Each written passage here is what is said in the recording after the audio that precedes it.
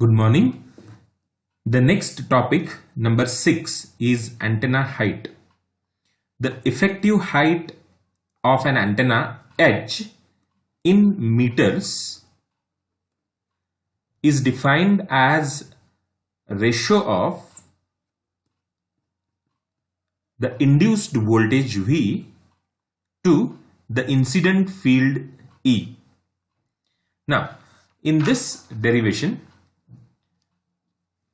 I want to explain this equation number 2, because in this equation number 2, after defining the antenna height, we have written that radiation resistance RR and load RL, when they are matched, the power delivered to the load is equal to 1 upon 4 V square by RR. So I just want to explain you how this equation is 1 upon 4 V square by RR. This is according to the maximum power transfer theorem.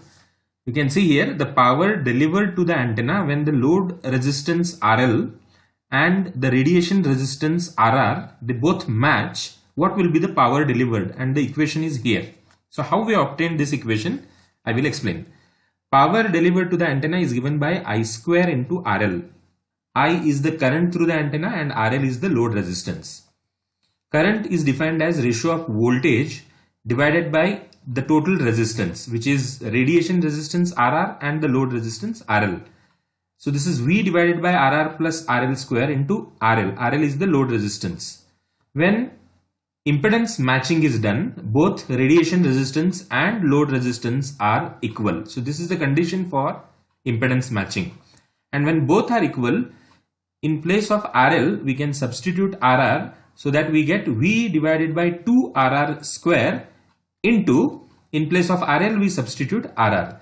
So this equation, this term in this equation becomes V square divided by 4 RR square into RR. If 1 RR in the numerator cancels with this RR in the denominator, the term remains is V square divided by 4 RR, which is here 1 upon 4 V square by RR. Next, the equation is simple because we substitute this value of voltage V from the equation 1, which is HE. So in place of V, if we substitute HE, it becomes H square E square, and all other terms remain same, 1 upon 4 RR. The same power can be expressed in terms of effective aperture. In the last topic, we discussed effective aperture. It's the area through which the antenna is radiating the power. So this is Poynting vector or power density. So power can be also defined as the power density through the effective aperture.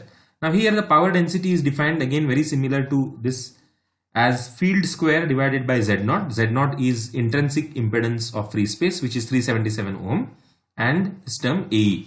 Now if we compute, or if we equate equation 3 and 4, if we equate these two equations, then we get effective height as root 2 root RR AE divided by Z0 in meters. Thus, from the same equation, the relation between AE and HE, effective aperture and effective height, can be obtained as AE is equal to HE square Z0 divided by 4 RR. So this is a small topic. Very important parameter when antenna transmission is considered, effective height of the antenna. So in the next lecture, we will discuss another antenna parameter, antenna bandwidth. Thank you.